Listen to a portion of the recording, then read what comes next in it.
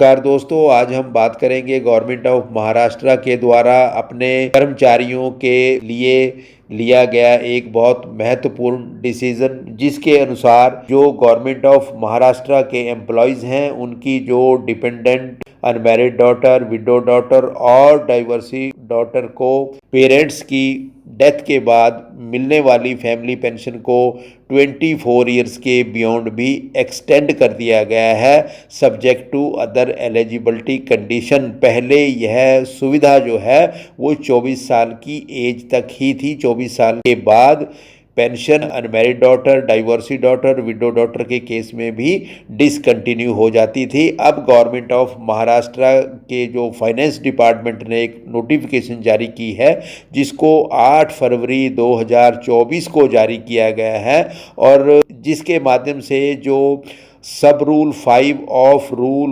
116 है महाराष्ट्र जो civil services rule है उसको अमेंड कर दिया गया है। और अब इसके अनुसार जो अनमैरिड डॉटर हैं, विडो डॉटर हैं और डाइवर्सी डॉटर हैं गवर्नमेंट सर्वेंट्स की, महाराष्ट्र गवर्नमेंट के, उनको 24 ईयर्स के बाद जब तक उनकी शादी नहीं हो जाती या वो अपना लाइवलीहुड कमाने नहीं लग जाती या उसकी डेथ तक फैमिली पेंशन है ये मिलती रहेगी। यानी कि इन 3 कंडीशनों में ही बियॉन्ड 24 ईयर्स के बाद पेंशन डिसकंटिन्यू की जा सकती है। या तो जो अनमैरिड डॉटर है, विडो डॉटर है, डाइवर्सी डॉटर है, उसकी शादी हो जाए या वो एम्प्लॉयमेंट करने लगे, एम्प्लॉयमेंट भी minimum of the family pension plus dearness relief there on, और या उसकी डेथ हो जाए। इन 3 कंडीशन में ही पेंशन डिसकंटिन्यू हो सकती है। तो अब इसके लिए और कौन कौन सी कंडीशंस हैं फैमिली पेंशन के लिए, ज़रा हम उस पर विस्तार से चर्चा करेंगे। ये जो फैमिली पेंशन जिसका अभी हमने जिक्र किया, beyond 25 years age, unmarried daughter, widow daughter, divorcee daughter के लिए, इसके लिए सबसे पहली कंडीशन ये है कि फैमिली पेंशन जो इनिशियली है वो उन बच्चों को दी जाएगी जो 24 साल से नीचे हैं, और जब लास्ट बच्चा भी 24 साल का हो जाएगा उसके बाद ही जो 24 साल के बियॉन्ड हैं unmarried daughter, widow daughter, divorcee daughter, उसके बाद ही उनको फैमिली पेंशन दी जाएगी। दूसरी कंडीशन इसमें दोस्तों है कि कोई भी डिसेबल्ड चाइल्ड जो कि फैमिली पेंशन के लिए एलिजिबल हो, ऐसा डिसेबल्ड चाइल्ड ना हो। अगर ऐसा डिसेबल्ड चाइल्ड है तो पहला राइट जो है पेंशन का उसका है, और उसकी इन एलिजिबिलिटी के बाद ही अनमैरिड विडो और डाइवर्सी डॉटर को पेंशन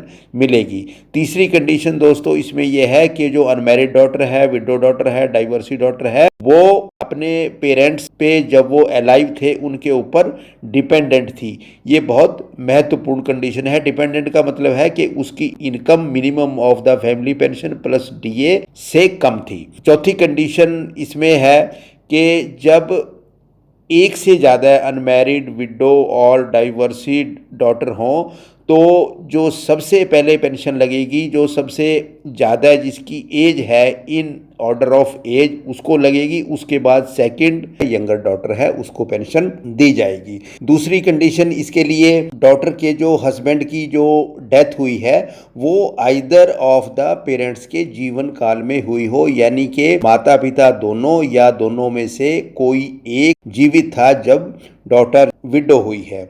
और इसी तरह से डाइवर्सी डॉटर के केस में भी यही कंडीशन है कि divorce either of the parents के लाइफ टाइम में हुआ हो, लेकिन जहाँ पे divorce proceedings either of the parents के लाइफ टाइम में शुरू हो चुकी थी और उसकी जो डिग्री है, उसका जो डाइवोर्स है, उसका जो डिसीजन है वो पेरेंट्स की डेथ के बाद हुआ है, उस केस में डाइवर्सी डॉटर को फैमिली पेंशन की एलिजिबिलिटी रहेगी, क्योंकि divorce proceeding either of the parents के लाइफ टाइम में स्टार्ट हो चुकी थी। लेकिन यदि किसी केस में डाइवर्स का डिसीजन होने से पहले दूसरे एलिजिबल फैमिली मेंबर को फैमिली पेंशन दे दी जाती है, तो उस स्थिति में जब तक वो फैमिली मेंबर जिसको की पेंशन दी गई है इन एलिजिबल नहीं होता, तब तक डाइवोर्सी डॉटर को पेंशन नहीं मिलेगी।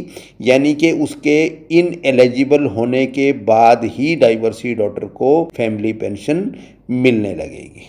दोस्तों, ये महत्वपूर्ण जानकारी गवर्नमेंट ऑफ महाराष्ट्र के फाइनेंस डिपार्टमेंट की जो नोटिफिकेशन है, जिसको कि 8 फरवरी 2024 को जारी किया गया है, उस पे आधारित है। इस नोटिफिकेशन के माध्यम से sub rule 5 of rule 116 Maharashtra civil services pension rules को अमेंड किया गया है। आप किसी भी ज़्यादा क्लैरिफिकेशन के लिए इस नोटिफिकेशन को रेफर कर सकते हो। Thank you.